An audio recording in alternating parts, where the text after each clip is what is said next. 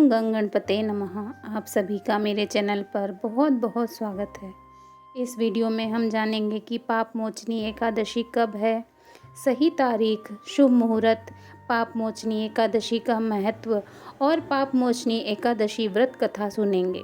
हिंदू धर्म में एकादशी का विशेष महत्व है। यह व्रत भगवान विष्णु को समर्पित है।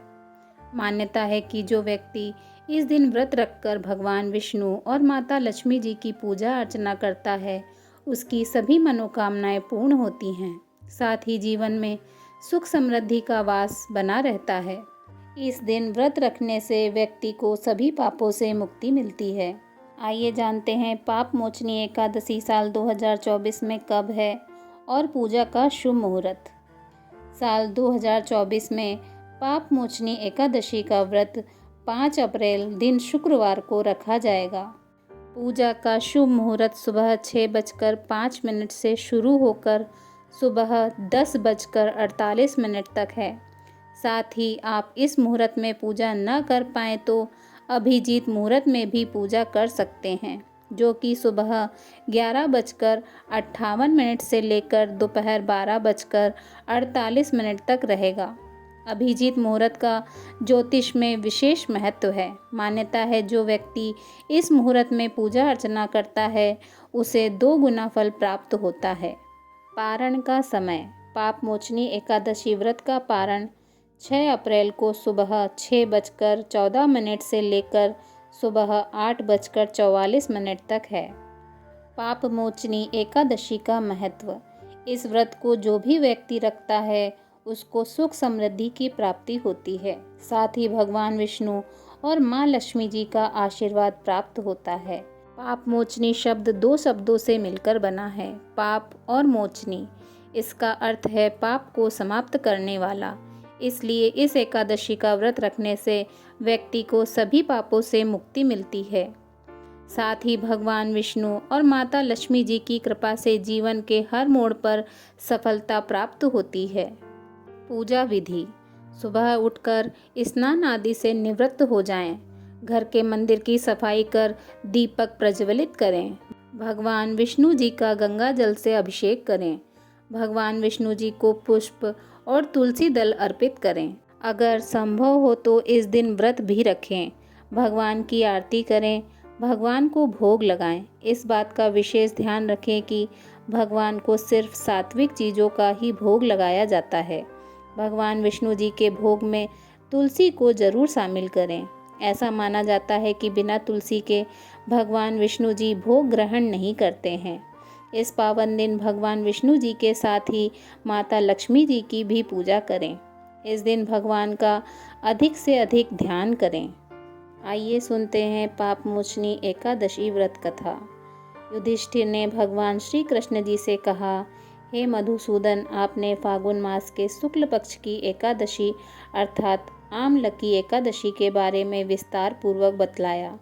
चैत्र माह के कृष्ण पक्ष में आने वाली एकादशी का क्या नाम है तथा उसकी विधि क्या है, कृपा करके आप मेरी बढ़ती हुई जिज्ञासा को शांत करें। भगवान श्री कृष्ण ने कहा, हे अर्जुन, चैत्र मास में कृष्ण पक्ष की एकादशी को पाप मोचनी एकादशी के नाम से जाना जाता है।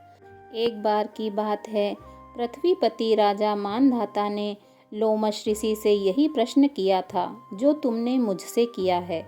अतः जो कुछ भी ऋषि लोमश ने राजा मानधाता को बतलाया था वही मैं तुमसे कह रहा हूँ।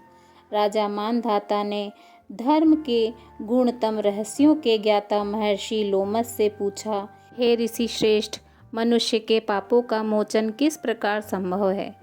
कृपा कर कोई ऐसा सरल उपाय बताएं जिससे सभी को सहज ही पापों से छुटकारा मिल जाए। महर्षि लोमश ने कहा, हे राजन, चैत्र मास के कृष्ण पक्ष की एकादशी का नाम पाप मोचनी एकादशी है। उसके व्रत के प्रभाव से मनुष्यों के अनेक पाप नष्ट हो जाते हैं। मैं तुम्हें इस व्रत की कथा सुनाता हूँ, ध्यान पूर्वक श्रवण करो। प्राचीन समय में चैत्र रथ नामक एक वन था। उसमें अप्सराएं किन्नरों के साथ विहार किया करती थी। वहाँ सदैव वसंत का मौसम रहता था, अर्थात उस जगह सदा नाना प्रकार के पुष्प खिले रहते थे।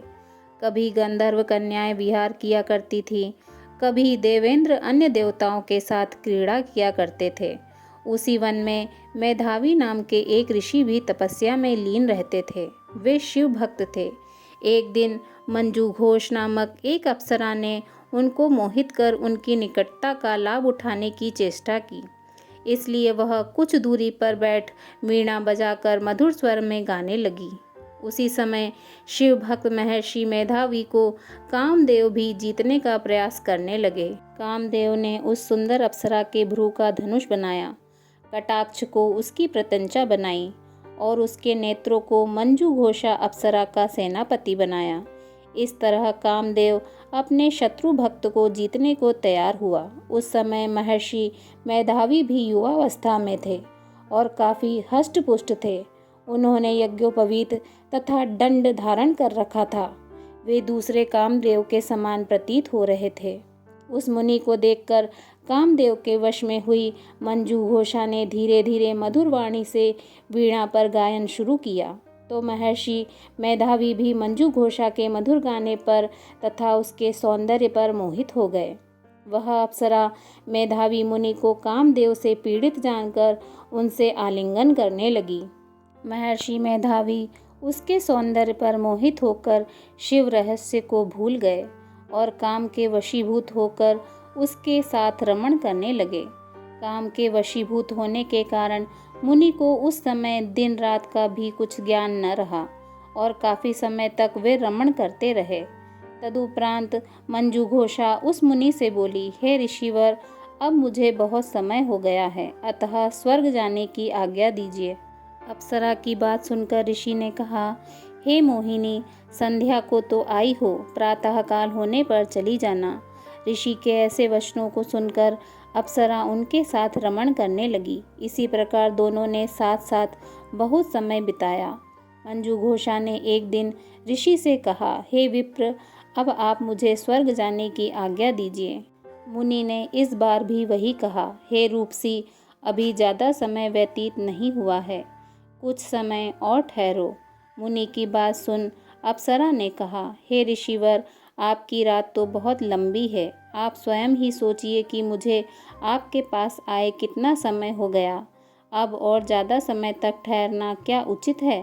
अप्सरा की बात सुन मुनि को समय का बोध हुआ और वह गंभीरतापूर्वक विचार करने लगे। जब उन्हें समय का ज्ञान हुआ कि उन्हें रमण करते हुए 57 वर्ष व्यतीत हो चुके हैं, तो उस अप्सरा को वह काल का रूप समझने लगे।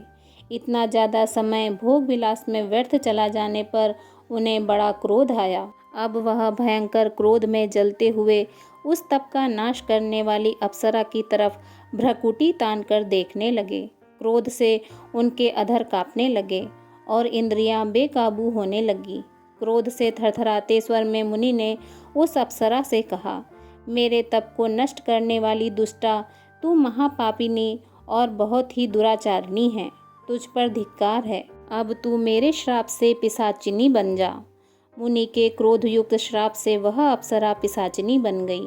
यह देख वह व्यथित होकर बोली, हे ऋषिवर, अब मुझ पर क्रोध त्याग कर प्रसन्न होइए और कृपा करके बताइए कि इस श्राप का निवारण किस प्रकार होगा। विद्वानों ने कहा है, साधु की संगत अच्छा फल देने वाली होती है और आपके साथ तो मेरे बहुत वर्ष व्यतीत हुए हैं, अतः अब आप मुझ पर प्रसन्न हो जाइए, अन्यथा लोग कहेंगे कि एक पुण्य आत्मा के साथ रहने पर मंजू घोषा को पिशाचिनी बनना पड़ा। मंजू घोषा की बात सुनकर मुनि को अपने क्रोध पर अत्यंत ग्लानि हुई, साथ ही अपनी अपकीर्ति का भय भी हुआ। अतः पिशाचिनी बनी मंजू घोषा से मुनि ने कहा, तूने मेरा बड़ा बुरा किया है, किंतु फिर भी मैं तुझे इस श्राप से मुक्ति का उपाय बतलाता हूँ। चैत्र मास के कृष्ण पक्ष की जो एकादशी है, उसका नाम पाप मोचनी है। उस एकादशी का उपवास करने से पिशाचिनी की देह से मुक्ति हो जाएगी। ऐसा कहकर मुनि ने उसको व्रत का सब विधान समझाया। फिर अपने पापों का प्रायश्चित करने के लिए वे अपने पिता च्यवन ऋषि के पास गए।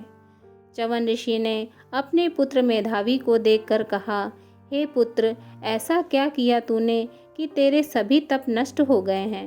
जिससे तुम्हारा समस्त तेज मलिन हो गया है। मेधावी मुनि ने लज्जा से अपना सिर झुकाकर कहा, पिताश्री, मैंने एक अप्सरा से रमण करके बहुत बड़ा पाप किया है। इसी पाप के कारण संभवतः मेरा सारा तेज और मेरे तप नष्ट हो गए हैं। कृपा करके आप इस पाप से छूटने का उपाय बतलाइए। ऋषि ने कहा, हे पुत्र, तुम चैत्र माह के कृष्ण पक्ष की पाप मोचनी एकादशी का विधि तथा भक्ति पूर्वक उपवास करो। इससे तुम्हारे सभी पाप नष्ट हो जाएंगे। अपने पिता च्यवन ऋषि के वचनों को सुनकर मेधावी मुनि ने पाप मोचनी एकादशी का विधि पूर्वक व्रत किया। उसके प्रभाव से उनके सभी पाप नष्ट हो गए। अंजू घोषा अप्सरा भी पाप मोचनी एकादशी का उपवास करने से पिशाचिनी की देह से छूट गई और पुनः अपना सुंदर रूप धारण कर स्वर्गलोक चली गई। लोमश मुनि ने कहा, हे राजन, इस पाप मोचनी एकादशी के प्रभाव से समस्त पाप नष्ट हो जाते हैं। इस एकादशी की कथा के श्रवण व पठन से 1000 गोदान करने का फल प्राप्त होता है। इस उपवास के करने से ब्रह्म हत्या करने वाले, स्वर्ण चुराने वाले, मदपान करने वाले, अगम्यागमन करने वाले आदि भयंकर पाप भी नष्ट हो जाते हैं और अंत में स्वर्गलोक की प्राप्ति होती है।